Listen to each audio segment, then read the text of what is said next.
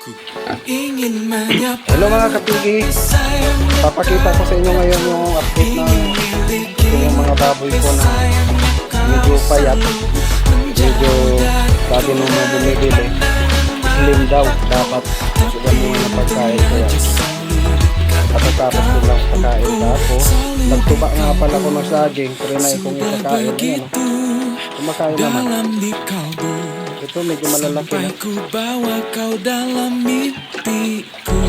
Ayan o. Ayun pa dun. O, disposal na. Kuwingin man niya pa mo, tapit na sa tukon, tatapon.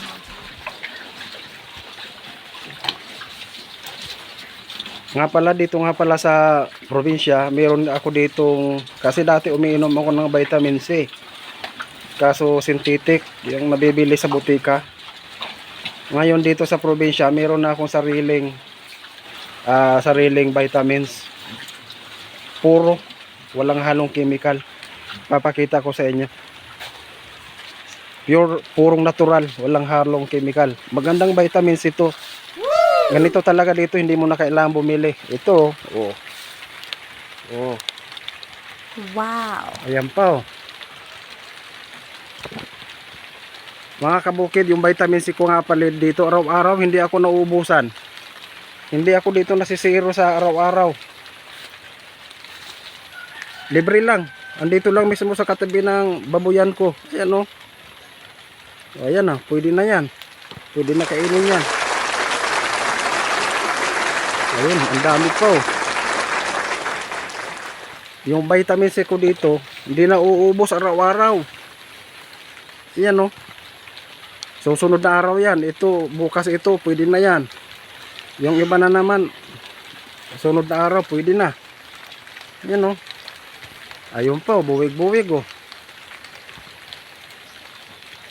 Ganito dito sa probinsya. Marami akong vitamin C. Ayun o, walang halong chemical yan.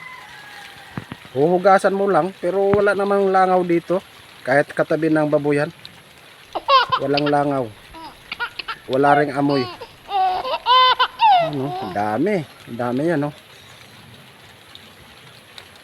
Ito yung hindi ko talaga ipapaputol to kasi napagkukuhanan ko ng vitamin C to araw-araw. Vitamin C na walang halong chemical. Hindi siya synthetic. Ayan, no, mga susunod na linggo, ayan na naman yun. Tuloy-tuloy talaga yung production ng vitamin C namin dito. Yung factory, ayan, no. May gwardiya pa. Yung hamtik, ano bang tawag niyan? Amimitas tawag dito sa amin yan sa Masbate, ayan, no. Oh. Gwardiya ko yan eh. Pagkaiba yung kumukuha, kinakagat nila. Joke lang. Ayan po, tingnan mo, pwede na. So sobra-sobra nga yung vitamin C ko dito. Ayan, no. Oh, hinog na yan. Ito, pwede na pitasin to. Ito, oh. Oh. Sabay kain na to. Kaya kung mabukas pa to, lalambot na masyado to. Ayan, oh. Dami. Yung mga susunod na naman. Ayan, oh, bulaklak. Oh, kaya tuloy-tuloy dito yung vitamin C ko, walang putol. Araw-araw. Ito mga kaibigan, yung vitamin C dito, araw-araw. Hindi ka nabibili. Tapos may isa pa akong pinoproblemahan. Kung paano ko ubusin to. Kaysa sabay-sabay. Ayan, no. Saging. Sabay-sabay ito naghimuso, sabay-sabay nagbunga. Ayun pa, pangalawa yon. Ito, pangatlo. Sabay-sabay. Tapos ayun pa, oh. Ayun, isusum ko. Asan na ba yun? Oh, ayun, oh. Pang-apat. Ayun pa yung isa, oh. Pang-lima. Medyo huli yun ng konti. Ay, hindi pala. Ay, ito pala dito. Pang-anim pala yun. Ito yung pang-pito. Yan yung pang-pito. Kasi, ang dami. Itong sabay-sabay. 5 yung sabay-sabay dito. Sabay-sabay. Yung tanim ko na saging nagsibunga. Last year ko ito tinanim. 1, 2. Tapos 3. Tapos andun yung pang-4. Sabay-sabay. Tapos andun yung pang-5.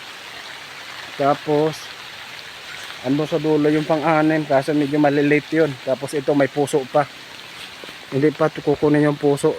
Umaangat pa eh. Tapos kanina may katutubak pa lang ako. Yung tinanggal pa lang. Andyan no. Ayan yung pinagputulan ko. Nakabitay ko nga ngayon doon. Yan yung kaputol niya. Yung pinakain ko sa baboy. Nakain naman sila. Yung pinagtubaan. Yung anim na yun, sabay-sabay yun mahinog. Ang problema ko kung paano ko ubusin. Pero siyempre, pumimigay ko naman sa mga kapitbahay. Ayan o. Kita mo. Andito yung factory ko ng vitamin C. Bayabas. Ito, mga susunod to. Yun o. Ano yung bulaklak pa. Mga susunod ang buwan. Yan. Walang putol dito yung vitamin C. Tapos katabi lang siya ng bubuyan ko. Oh mga guys, dito muna. Bye bye.